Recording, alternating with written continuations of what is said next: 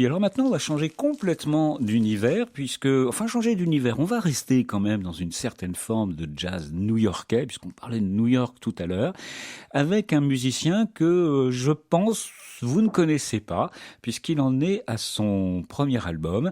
Il nous appelle de je ne sais où d'ailleurs, c'est Thomas Belin, le contrebassiste. Thomas, est-ce que tu es avec nous ? Je suis avec vous, Jean-Marc. Ravi, Thomas, de te recevoir par téléphone à l'émission.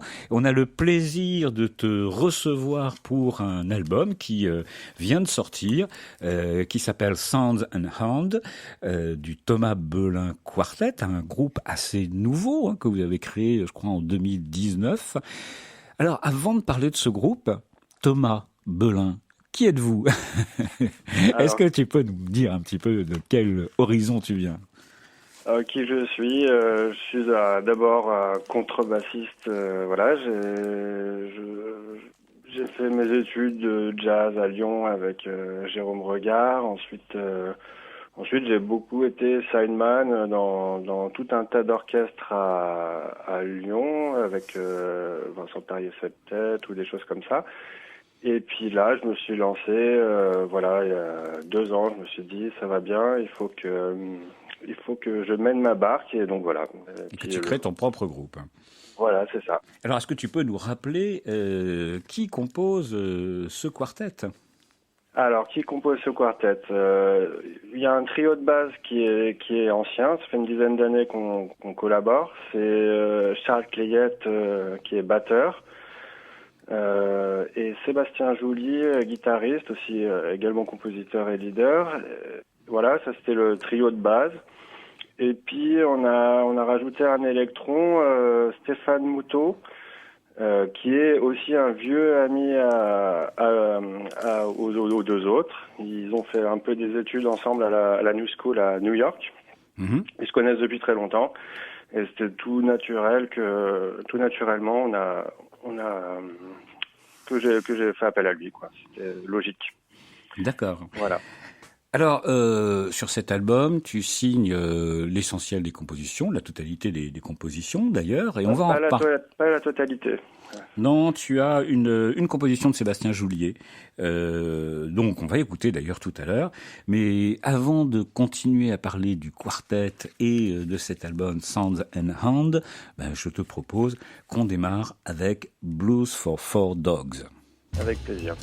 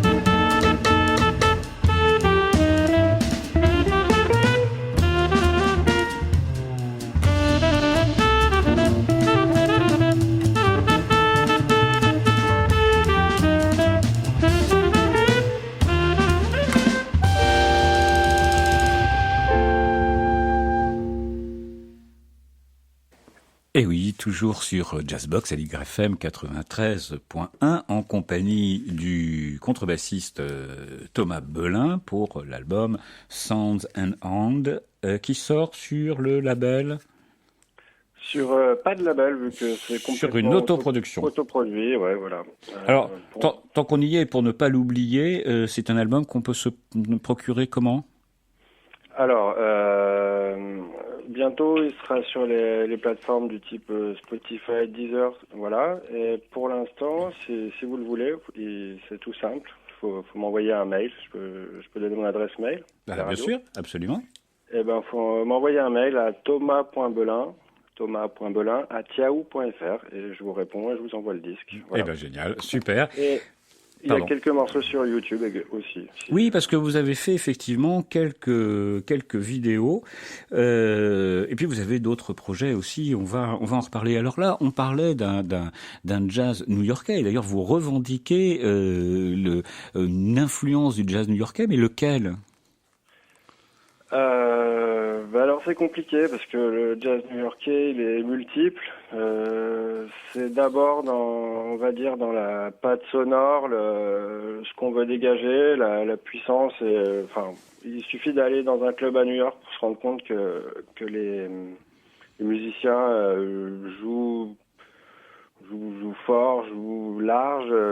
C'est ça qu'on veut faire. On veut swinger, mais on veut pas être fermé non plus. Mais voilà. Il y a une vraie respiration dans votre musique, hein. Quand bien même on est sur... Pardon. Donc ouais, l'inspiration, par exemple, sur un morceau comme ça va être des choses comme Branford Marsalis. C'est un blues, c'est assez simple. C'est sur le swing, sur la pulsation, voilà. Alors, puisqu'on parle de pulsation, vous avez même parfois, vous allez même presque au rock, en fait. Ça peut, ouais, ça peut. On se refuse de rien. Démonstration par l'exemple, composition de Sébastien Joulier, Moondogs.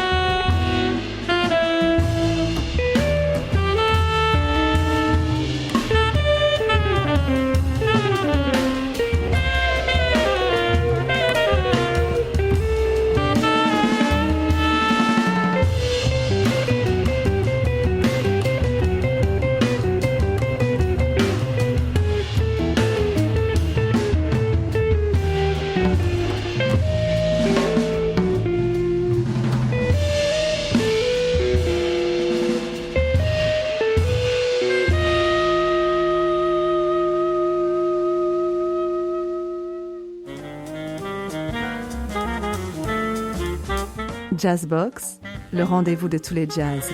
Pour vous, tous les samedis à 17h en direct sur AligrefM 93.1 avec Jean-Marc Gélin. Et avec Thomas Belin et son quartet pour l'album Sounds and Hand qui va sortir sur les plateformes dans les tout prochains jours. Alors Thomas, quand on entend ta musique, on voit que, alors c'est des propres compositions, on voit qu'il y a quand même un refus de faire quelque chose de trop linéaire, donc ça prend plein de directions variées quand même. Ça demande un gros travail de répétition. Gros travail, non, parce que c'est des compositions qui sont arrivées petit à petit et qui ont été intégrées dans notre set au fur et à mesure. Donc oui, on travaille effectivement, mais c'est un travail continu, quoi. Alors, voilà. Où est-ce que vous avez enregistré l'album? Parce que je vois que sur l'album qu'il a été enregistré au studio de l'Hacienda, mais sur la pochette de l'album, on voit aussi que on vous voit travailler en appartement.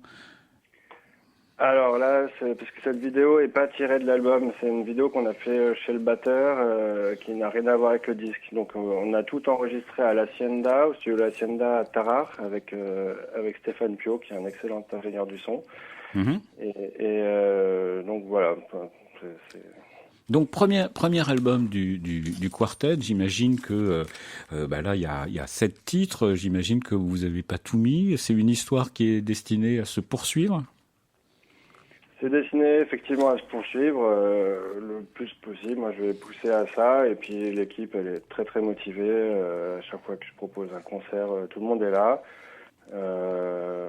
C'est un début. C'est vraiment un début et ça va durer longtemps, je pense. Oui, parce qu'on a le sentiment que vous avez trouvé un son. On a trouvé un son, ouais, notamment on l'a trouvé en jouant. Au début, on jouait très peu de compositions, on jouait surtout des standards ou on reprenait des choses de Wayne Shorter ou je ne sais qui. De Jackie McLean, j'ai vu. De Jackie McLean. Et j'espère que tu as été sensible à notre invité de première partie, Gaël Aurelou.